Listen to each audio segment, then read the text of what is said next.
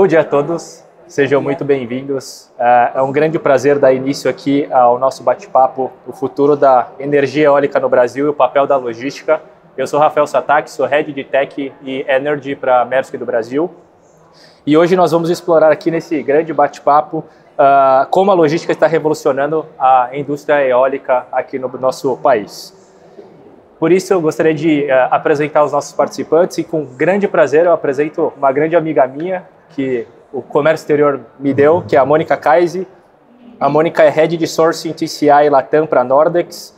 A Nordex hoje é uma empresa líder na indústria de energia eólica global e reconhecida pelo desenvolvimento e fabricação e instalação de turbinas eólicas de alto desempenho. A Mônica é uma profissional formada em comércio exterior, com MBA em logística internacional e mais de 30 anos de experiência, tendo atuado em armadores, freight forwarders, indústria de papel e celulose e desde 2015 no segmento de energia. Bom, muito obrigado pela participação, estou de verdade muito feliz de tê-la aqui. Eu que agradeço pelo convite, uma muito honra. Obrigado. Uma honra. E, obviamente, Roberto Fernani, nosso Head da Maersk Project Logistics para a América Latina. Roberto tem uma grande e vasta experiência em gerenciar projetos extremamente complexos, globalmente falando. Roberto, muitíssimo obrigado. E obrigado a Mônica, sobretudo por estar aqui com a gente. Obrigado, Rafa, você também. Então, pessoal, nesse bate-papo aqui super descontraído, a gente vai abordar a importância da energia eólica no nosso país e com a crescente demanda por energia sustentável no mundo, como que ela está linkada à logística internacional e nacional nesse sentido, né? Então, dando início à primeira pergunta, direcionada à Mônica. Mônica, com o mercado de energia renovável do Brasil em franca expansão, como você vê a evolução da energia eólica na próxima década? Próxima década. Vamos lá. O mercado de energia Bastante eólica coisa. Bastante coisa. O mercado de energia eólica agora está passando por um período de baixa, né, que tem preocupado de alguma forma vários setores e sempre nos perguntando a respeito do futuro, o que a gente está vendo, otimista, pessimista. O que a gente vê hoje? Essa pausa, ela é cíclica. Eu gosto de chamar de pausa, ao invés de falar crise, usar uma palavra assim mais pejorativa. Hibernando. Porque é uma pausa, né? É uma pausa porque a gente já sabe mais ou menos o fim dela quando vai ser. Então, assim, com o advento da MP 1212, várias empresas tiveram as suas outorgas postergadas por um período de 36 meses. E aí, o que acontece? Eles têm um prazo, eles deram garantias para que esses projetos sejam iniciados. A gente está falando aí de mais ou menos 8 gigas, 8,6 gigas. E eles têm um prazo para confirmar o contrato de compra ou para iniciar essas obras. E esse prazo é outubro de 2025, né? Então, assim, a gente já sabe que até outubro de 2025, todos esses projetos, quem quiser manter o desconto, vai precisar fechar os negócios. Então, a nossa expectativa é que isso se confirme até o Q4 de 2025. E aí, a retomada do mercado eólico começa em 2025, as entregas começam em 2027, já com uma expectativa de crescimento. Então, a gente vê que para os próximos 10 anos, a partir daí, a expectativa é super otimista. Terminada essa pausa, a gente retoma e volta a crescer. E aí tem outras demandas que devem surgir com o mercado de transição energética com o hidrogênio verde e coisas que são do mercado, que são novas, que estão chegando, que a gente vai avaliando e entra como uma demanda adicional. Então, assim, o que eu falo para os próximos 10 anos? A nossa visão é super otimista. Super otimista. Temos aí um aninho que não vai ser muito bom, mas... De preparo. De preparo, de estudos. E Roberto, aproveitando todos esses pontos que a Mônica colocou, do ponto de vista logístico, quais mudanças ou inovações você acha que nos suportarão nesse crescimento aí da energia eólica pelos próximos 10 anos? Ufa, isso também é outra pergunta, né? Assim, a largo prazo. Vamos lá, eu acho que pegando um pouco do gancho aqui do que a Mônica inteligentemente colocou, o Brasil tem essa baixa agora, né? Mas a gente tem muitos outros países que estão, por exemplo, o Chile, por exemplo, aí tendo uma tração já mais aquecida neste período de baixa cíclica brasileira. Peru também voltando a aquecer, você tem muitos projetos eólicos e projetos renováveis na República Dominicana. A Colômbia com uma certa baixa também, eu acho que tem que fazer um reset aí também político, do ponto de vista colombiano. A Argentina também, que repuntando também do ponto de vista mais aquecido do que anos anteriores. E naturalmente isso traz exigências para nós do ponto de vista logístico. Assets, por exemplo, do ponto de vista de navegabilidade, seja balsas, coisas que nós aqui no Brasil estamos construindo, as barcaças junto com a nossa própria empresa da Aliança, nossa unidade da Aliança, que são os empurradores. Então isso vai nos ajudar muito no transporte fluvial e até mesmo marítimo, com os 8.000 quilômetros de costa que nós temos. Então isso nos ajuda do ponto de vista de construção, deployment, de colocação para execução, e até mesmo de simulação estratégica, tecnológica, como simulação, 3D, a engenharia, para que nós façamos e até mesmo acompanhar a mudança tecnológica que os nossos clientes terão. Pás mais longas, motores e drivetrains mais largos, dimensões mais sobredimensionadas, com exigências até mesmo de fragilidade maiores, para que a gente possa se adaptar no carregamento, na logística e tudo isso. E isso faz também que a gente tenha cada vez também mais desenvolvimento técnico, de estrutura própria, também para poder ajudar nesse acompanhamento desses movimentos, seja nesses momentos cíclicos de hibernação, ou até mesmo de descanso, até de pausa, de estudo. Olha aí como usar o período. Ou nos momentos de países que estão mais aquecidos no ponto de vista latino-americano. Então eu vejo também muito positivo, vejo muito próspero, vejo com muito otimismo. E a empresa, nós que temos esse DNA tão forte, dentro de um ponto de vista até mesmo, não só no apoio de logística, como você perguntou, mas até mesmo na construção dos nossos próprios barcos de instalação de torres offshore. Coisa que ainda no Brasil, que será o primeiro na América Latina, que virá, que seja nos próximos 5 a 10 anos, mas que nós também poderemos apoiar, desde a construção até a instalação. Apoiar, com certeza. Offshore é um produto que a gente não tem. Mas... Ainda. É um problema bom a ser considerado. Mas a dona depois tá acompanha, mas acompanhará. Tá no radar. E, Mônica, aproveitando os pontos mencionados pelo Roberto, o que você vê de desafios logísticos para suportar esse crescimento na parte eólica? Desafios logísticos é Acho que é o que a gente não falta, né? Tem para todo mundo. Você quer começar por estrada, por porto, terminal? Tem de todo tipo. Tem até mão de obra. Tudo. A gente tem viabilidade de acessos, e aí a gente vai falar de estradas públicas ou privadas, porque todo o escopo de viabilidade de acesso está dentro do nosso projeto. Então a gente fala das públicas, que a gente vai tratar com governos locais. Permissiologia, licenças, que eles passam por isso. Aí tem os pontos de transição, e a gente vai falar das vias de acesso privadas, que também precisam de muitas adequações. Infraestrutura, geométricas e até mesmo de terreno, de base. Tudo, compactação, viabilidade geométrica, tudo. Aí a gente pode falar de escoltas, que é um tema que está sendo amplamente discutido há muitos anos, que já melhorou muito, mas que com o aumento do volume sempre volta a ser um ponto de atenção, né? A gente vai falar daí de estrutura portuária, que daí já entra mais, né, no business de vocês. Estrutura portuária hoje eu gosto de falar que eu tenho orgulho da estrutura portuária do Brasil, porque quando a gente começa a visitar os outros países, a gente vê que nós estamos super bem, na verdade, né? Apesar das nossas limitações, o Brasil tem portos que são super bem estruturados e suficientemente capazes de receber a nossa demanda. Mas ainda existem alguns pontos relacionados às vias de acesso fora do porto, né? Que vocês podem nos suportar. Então, muitas vezes a gente acaba não utilizando um porto super bem estruturado, porque a via de acesso ao parque, ao nosso destino final, não é a mais adequada.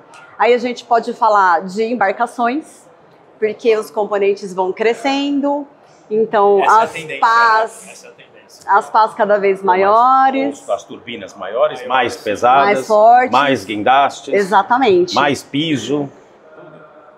Aí a gente tem as balsas oceânicas, que aqui não é ainda o nosso forte na cabotagem, mas a gente tem que pensar que o Rio Grande do Sul está despontando como mercado potencial e que a gente tem um país continente para atravessar com esses componentes, então a cabotagem vai ser muito importante nesse processo.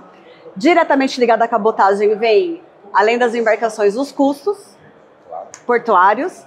Várias simulações que nós fizemos, o projeto, não vou dizer que ficou inviável, mas dificultou bastante a confirmação do multimodal por conta de custos portuários. Claro, claro. THC sempre fica muito caro. Sim. Ou privado, ou público, ou é eficiência ou é custo. Exatamente. E aí, na sequência, vem a armazenagem. Também. Né? Porque não necessariamente a gente vai direto para o parque. Às vezes, por inúmeros motivos, a gente precisa de uma armazenagem ou no porto ou numa área muito próxima.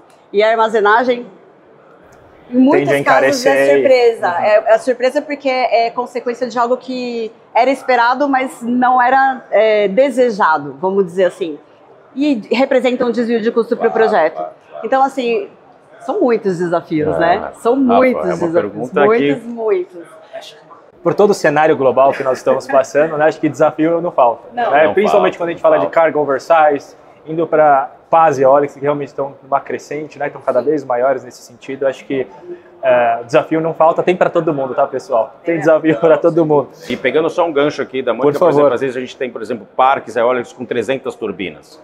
Vamos ter. Imagina, e portos que não conseguem receber, portos que precisam ser construídos, barcaças que precisam ser colocadas naquele lugar que nunca chegaram, nunca foram, maré, mudanças de maré, berço, mudanças até de calado. Legislação local. Legislação local, porque então você não consegue atracar um barco de projeto, você tem que fazer com uma cabra que tem um calado para você fazer a costagem. Aí você não consegue receber 300 turbinas de uma vez, mesmo que você coloque todos os caminhões disponíveis, e se é que você tenha os caminhões disponíveis.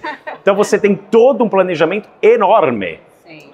sabe? E, naturalmente, sempre considerando eficiência e custo. Viabilidade, execução. É o pacote. Então... E, Roberto, aproveitando, acho que temos muitas estratégias por detrás justamente para suportar esse crescimento, né, de 10 anos que estamos olhando para frente. Como você vê a Maersk suportando estrategicamente esse crescimento? Bom, acho que a primeira coisa para mim, o que eu sempre falo, e já há muitos anos, quanto mais nós estivermos próximos aos nossos clientes, melhor a gente se adapta com os nossos assets, com os nossos recursos, com as nossas tecnologias, as exigências, as demandas que eles terão, para que eles tenham conclusão comercial, para que nós possamos, então, fazer a execução de acordo com aquele plano estabelecido com o cliente. Então, isso faz também com que as coisas fiquem sempre dentro dos custos acordados, não haja surpresas, coisas, fechou, portanto, depois aí fechou com o cliente, o cliente agora deles, mas sabe o quê? Teve agora uma armazenagem inesperada. Né? É muito caro. E por sinal é muito caro. Não. Então, realmente a gente tem que fazer sempre, desde o início de uma engenharia, desde um FEED, até mesmo a execução, porque o cronograma financeiro e o cronograma de tempo e operacional, e naturalmente, considerando todas as normas de segurança, todas as normas de compliance, todas as normas legislativas, sejam cumpridas dentro daquele plano, dentro do início acordado do ponto de vista estratégico com o cliente. Eu acho que a segunda coisa também muito importante é também os pontos de inovação que nós, independente deles, possamos ter. Uma coisa que, por exemplo, aqui especificamente no Brasil a gente tem, nós sempre estamos na mão dos nossos parceiros balseiros, sobretudo na parte de cabotagem, como ela falou, 8.000 quilômetros de costa brasileira, que é continental. Nem mesmo na Europa você tem distâncias tão largas como as nossas. Então, o que acontece? No Brasil, se a gente coloca, por exemplo, um navio de projetos, ainda que a gente tenha os nossos próprios navios da nossa divisão da Aliança, o que é que a gente faz com um navio, com esse passivo, o dia que não tiver um projeto?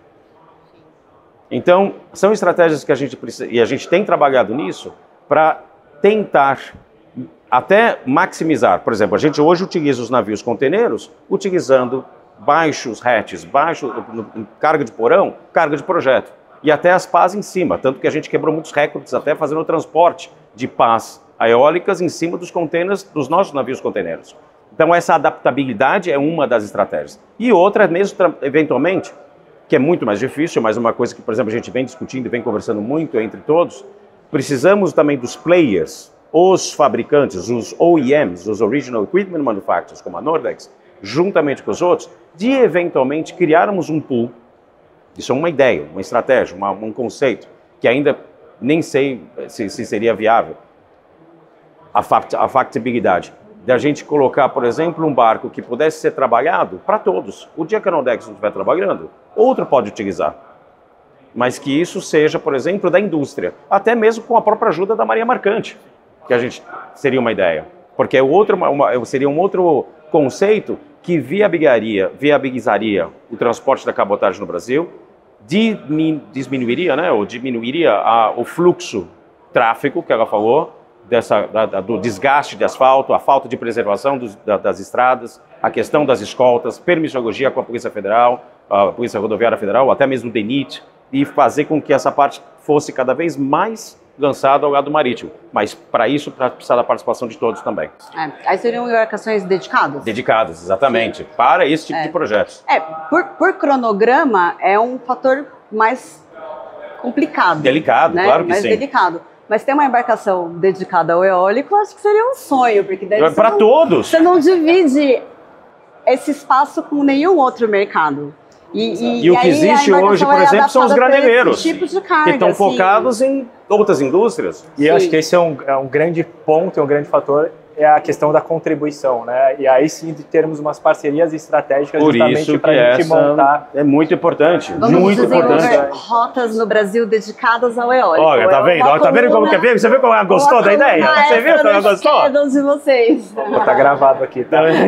Uma coluna extra no schedule. Eólico. Navio tal. Quero mais de um daí. Tá vendo? Olha lá. Você viu como ela gostou da ideia? Faz sentido. Não, mas são coisas que a gente tenta sempre buscar, sempre dar um passo adiante, né? De como é que a gente pode sempre buscar mais valor à cadeia, para a indústria, para o desenvolvimento, para o crescimento e assim por diante. Pensando agora, então, no longo prazo, né? Acho que 10 anos a gente nem sei se considera mais longo prazo, né? Acho que seria talvez médio prazo nesse sentido. Aí uma pergunta para vocês dois nesse âmbito, né? Como que seriam para vocês um cenário bem sucedido para suportar justamente esse crescimento da energia eólica até 2034, 2035? Cenário bem sucedido do ponto de vista logístico. Logístico, exatamente. Tá. Então, assim, é um pouco daquilo que a gente já falou, né? Preparação. Porque o tamanho dos componentes, o tipo de projeto e mesmo a localização, a gente tem a visibilidade nesse espaço de tempo. Vai mudar alguma coisa? O projeto sempre muda, se adapta, mas a gente tem. Então, a partir do momento que você tem uma cadeia preparada, logisticamente adaptada às embarcações, os acessos, as legislações... Peação de balsa, por exemplo. Tudo. Sim. Não tem como dar errado, né? Assim, tudo que a gente pode prever para fazer com que a cadeia funcione e a gente consiga honrar com os compromissos, porque no final das contas, o serviço logístico é parte do nosso contrato, é parte do nosso compromisso com o nosso cliente final. E quando tem uma ruptura nessa cadeia, não é só a entrega da carga que está em risco. É a responsabilidade financeira e legal que está por trás disso. Sim, e algo que vai além, que às vezes nem é mensurável, que é o meu relacionamento com o meu cliente final. Claro. Então, assim, é muito importante que essa cadeia esteja preparada para receber. Preparada em treinamentos, preparada em desenvolvimento, em tecnologia, tudo. Então, eu acho que é ter esses players dispostos a fazer esse investimento, porque é um investimento. Sem sombra de dúvida. É um investimento. Então, eu acho que é mais ou menos por aí. Eu pego o gancho aqui da Mônica e, Rafa, eu diria que para que nós estemos nessa indústria, nós temos que realmente estar integrados nela, sabe? Com os assets, com nossos recursos, com o nosso conhecimento, nós precisamos saber do que nós falamos. Nós temos um mercado com muito potencial de crescimento, e não só para a geração da energia eólica. A energia verde, ou a renovável, ela vai contribuir para a matriz energética do país que esteja, ela vai contribuir para o crescimento de outras fontes de energia, por exemplo, como hidrogênio, ou a mesmo, por exemplo, nós, com os nossos próprios navios, que a gente cada vez mais joga, como inovadores e como líderes na transformação de utilização de outros motores e a utilização de combustível verde, que é um e-metanol, por exemplo. E isso faz com que a energia renovável produzida junto com o CO2 se transforme em e-metanol, que esse combustível vai ser utilizado por nós para que tenha mais sustentabilidade, até do ponto de vista logístico, que é outro ponto importante. E para que o hidrogênio verde continue sendo verde, né? Exatamente. Porque muita gente fala, isso é um gancho muito legal, porque muita gente fala muito a respeito da produção, mas esquece da origem. Da perninha final e da, né? Como que ele chega até lá. Exatamente. Então, tudo isso, conhecer essa cadeia energética e estar integrado nessa cadeia energética com o professor é fundamental. E isso vai fazer com que as decisões até estratégicas de colaboração entre eles com os clientes e nós com eles para apoiá-los com os clientes seja mais do que importante. É sinergia a palavra. É isso. É isso. Acho que você concluiu, acho que da forma que eu gostaria de concluir. Tivemos um grande bate-papo aqui com dois grandes profissionais do mercado que eu admiro muito e tenho o prazer e a honra de trabalhar em conjunto aqui. A gente pôde abordar sobre a expansão da energia eólica no país daqui a 10 anos e também como que a gente vai utilizar dessa sinergia logística para que a gente possa realmente chegar lá. Então eu queria passar para vocês, se vocês querem fazer algumas considerações finais, fazer um sum-up aqui do que nós discutimos agora. Considerações finais.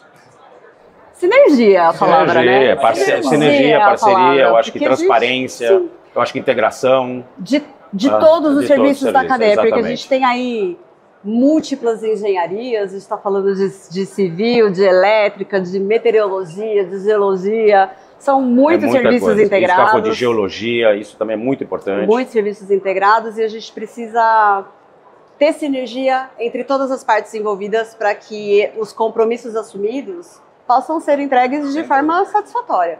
Porque é uma coisa que não vai chegar, ela já está.